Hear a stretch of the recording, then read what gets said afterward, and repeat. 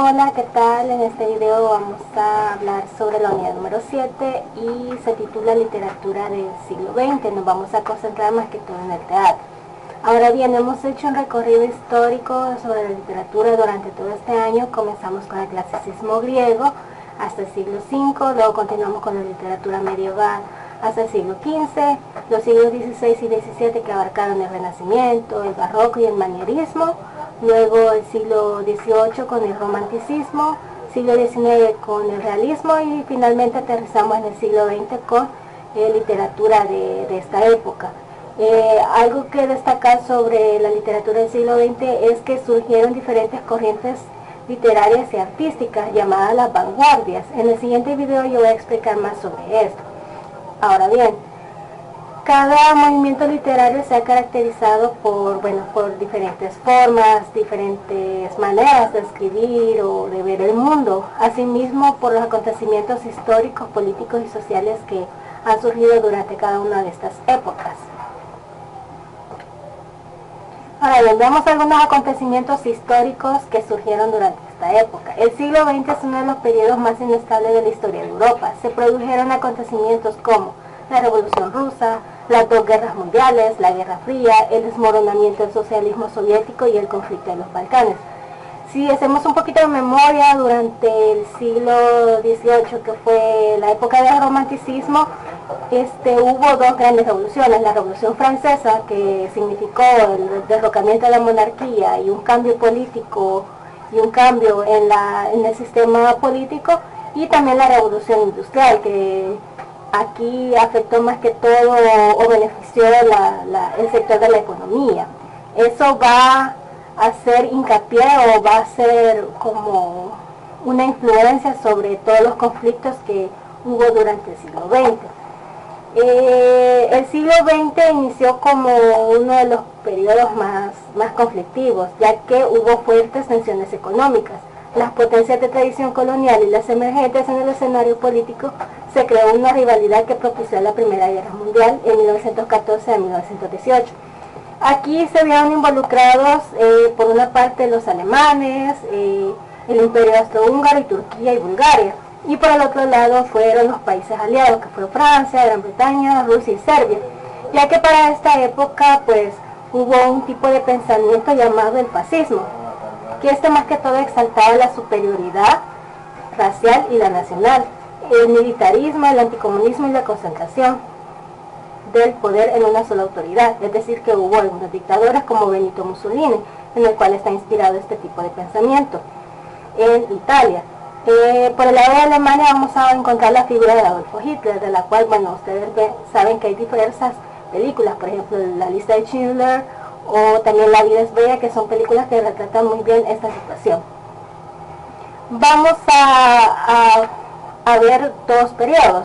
El primero es el periodo de guerra, sí, de la Segunda Guerra Mundial, que fue de 1920 a 1945, ya que acá se dio, luego que terminó la Primera Guerra Mundial, la política expansionista de las potencias nazi y fascistas desencadena esta Segunda Guerra, con el desembarco de los aliados en Normandía, rompiendo el frente alemán. También que sucedió la explosión de las bombas atómicas en Hiroshima y Nagasaki, y que supuso la capitulación de Japón, la supremacía militar estadounidense y el comienzo de una era nuclear, donde ya se, creaban más armas para poder combatir a los enemigos. De ahí encontramos un segundo periodo que sería de la Guerra Fría hasta el final del siglo, desde 1950 hasta 1999, cercano a las fechas de sus nacimientos. En esta Guerra Fría se le conoce a la tensión que hubo en 1947, que enfrentó a Estados Unidos con una esfera de influencia de la Unión Soviética. Más que todo esto provocó la creación de la Organización del Tratado del Atlántico Norte, OTAN, en 1949. Y aquí que hubo bastantes hechos históricos que tuvo bastante repercusión en la sociedad. Esto lo pueden leer en la página 201 de su libro de texto Santillana. Hoy nos vamos un poquito a la cultura del siglo XX. Como les decía al principio, casi al inicio de esta presentación, es que todas las revoluciones tuvieron hincapié en cuanto a la forma de vivir y el estilo de vida que hubo. Si ustedes recuerdan cuando hablamos sobre el realismo, que se veía que las personas trabajaban 15, 16, 17, 18, hasta 20 horas al día y que era prácticamente una explotación. Entonces la segunda revolución industrial ayuda a que esta situación pues pueda cambiar. La distribución del tiempo laboral y del ocio favorece el acceso a la información y a la cultura, ya que las personas tienen más tiempo libre, tienen mayor oportunidad de acceder a diferente información y a culturizarse. Esto por medio de diferentes medios de comunicación, ya que durante esta época se populariza la prensa, el telégrafo, el teléfono y el cine. Algo que destacar de este siglo también es que hubo mucho auge tecnológico. Fue una época para que pudiera avanzar tecnológicamente. Por ejemplo, aparece la radio en 1901, la televisión en 1926, el ordenador de 1940 a 1950, que si ustedes recuerdan un poquito las clases de informática, pues que veían la primera generación, segunda generación de todas las computadoras. Entonces los primeros ordenadores que eran del tamaño de una habitación prácticamente, hasta lo que conocemos ahora los teléfonos, que prácticamente caen en la palma de nuestra mano. Y por último, los satélites artificiales en 1957.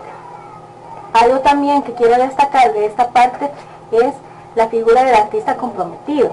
¿Qué es el artista comprometido? Este término lo acuñó principalmente Jean-Paul Sartre, que fue un filósofo, escritor y Nobel de literatura francés, y que él da una definición de qué es literatura y para qué sirve en su obra Literatura y Arte. Y es que él dice que la literatura es el arte más adecuado para el compromiso, ya que con ella el escritor puede dirigir al lector y si describe una casa pobre, mostrar en ella el símbolo de las injusticias asociadas y provocar nuestra indignación.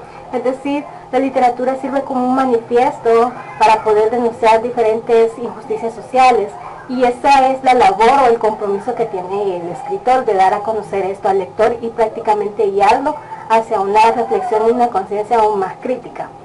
Bueno chicos, en el próximo video vamos a hablar sobre las vanguardias, que ya sería como las corrientes literarias de esta época. Si ustedes recuerdan los movimientos literarios que hemos estado viendo, pues cada uno tiene su nombre y diversos géneros. Hay algo en especial en este siglo, y es que aquí se acuña bajo el término de las vanguardias, y las vanguardias tienen como subcorrientes literarias, de las cuales vamos a ver las 6 principales. Entonces, hasta acá este video, muchísimas gracias.